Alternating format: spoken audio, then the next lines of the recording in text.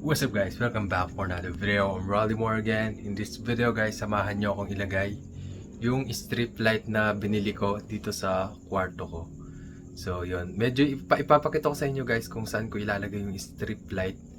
Medyo marami pa yung kwarto ko kasi guys sobrang busy ngayon. Tsaka araw-araw yung weekends lang yung break namin. Minsan Sabado pa. Sabado may ginagawa pa kaming project. So araw-araw pumapasok ako sa weekdays. So yun, papakita ko sa inyo guys kung saan ko siya ilalagay. And dapat maliligo na ako. Maliligo na ako kasi nagbunot ako ng damo sa labas. Pero naisip ko na ilagay ng strip light na binili ko kanina para hindi ko na gagawin. Kasi guys, yun, kapag pinagpaliban ko ngayon, gagawin ko pa rin talaga yun. So yun, papakita ko sa inyo guys kung saan ko ilalagay yung strip light.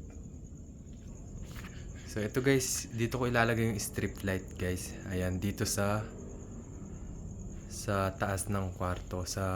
Ito guys, may kwarto kasi dun sa isa. Sa kabila niyan, sa kabila ng pader na yan, may kwarto pa.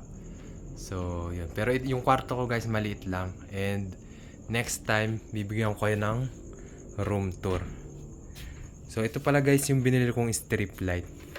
Isasaksak ko lang yung ilaw guys para maliwanag.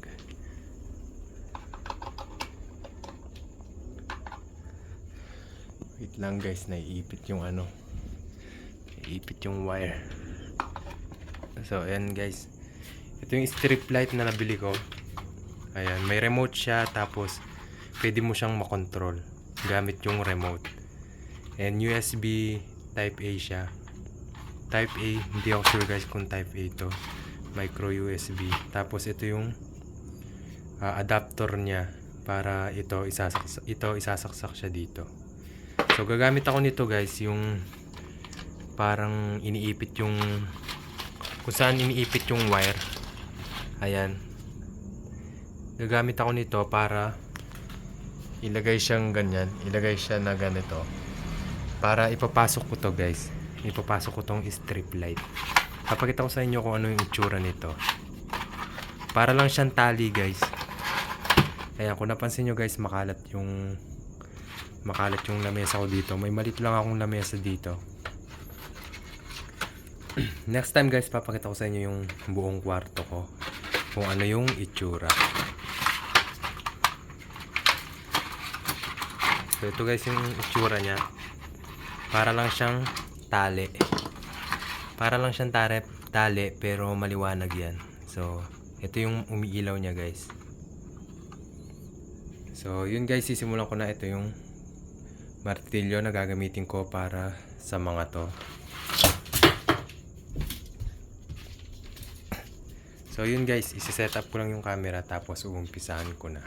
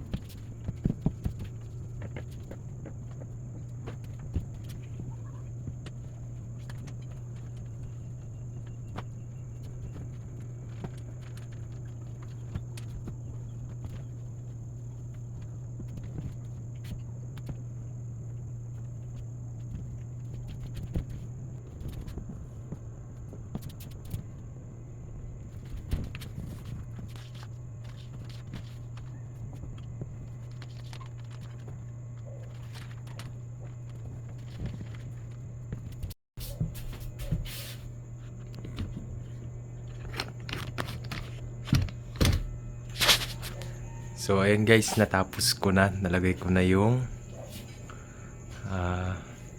forma niya. Ngayon guys, papatayin ko yung ilaw. Susubukan natin siya. Ayan. Medyo nilarga ko pa kasi mahaba din to guys. 10 meters yung nakalagay dun sa pack niya. So ito guys yung ginawa ko. Ayan. Parang kurtina siya. Para mas maliwanag na rin siya kapag binuksan. Tapos diretso siya dito sa gilid. Diretso naman dito sa extension dito sa ilalim. So ayan, medyo madilim guys. Pero buksan ko lang yung flashlight. Ayan. So ito guys yung adapter, tapos ito yung USB niya, USB port. Diretso siya dito sa ilalim ng maliit na lamesa ko. Ayan. Ako din gumawa ng lamesang to guys na maliit lang naman. Tapos ayan, diretso siya sa ilalim hanggang dito sa taas. Ayan. Tapos dito sa gilid, sa sulok. Ayan, hindi ko na pinako guys kasi may pako dito. Inipit ko na lang dito sa sulok. Ayan. Tapos diretso siya hanggang dito sa ilalim. Siguro bibigyan ko na lang ng tape dito kasi didikit naman siya dito sa wallpaper. Hanggang dito, may sobra siya na maigsi guys, pero sa tingin ko okay na yan. So yun guys, susubukan natin siya. So ito na guys, nakapatay na yung ilaw ngayon. Susubukan natin siyang buksan. Ayan, tignan nyo guys yung kwarto ko, napaka dilim. Ayan, ginagalaw ko yung camera pero madilim talaga dito sa kwarto kasi pinatay ko lahat ng ilaw. So ngayon guys, bubuksan na natin siya in 3, 2, 1. So ayan siya guys. Wait lang, lalayo tayo guys para makita nyo kung anong itsura niya.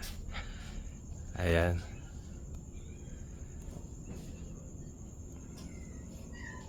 So sa tingin ko okay naman siya guys. Tapos papalitan natin yung mode niya. Iba yung mode nito guys.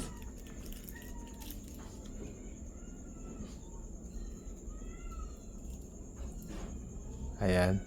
May warm and white din to guys. So, ayan yung warm niya. Warm, tapos white. And, ito guys yung iba niyang mode ng ilaw. Nasa remote to guys. Ayan. Tapos, yung iba, ayan.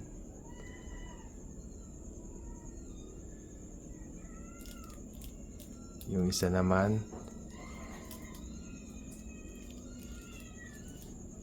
Ayan guys.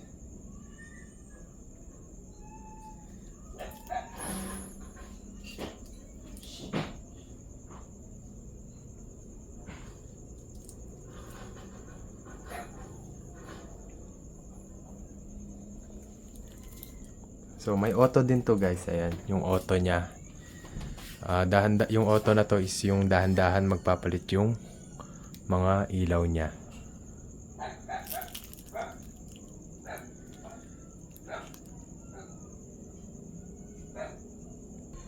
So that's all for this video guys. Thanks for watching. If you are new to my channel, please support me. Subscribe and click the notification bell so you will be notified on my next and future videos. Thanks for watching. See you to my next video. Raldimore signing out.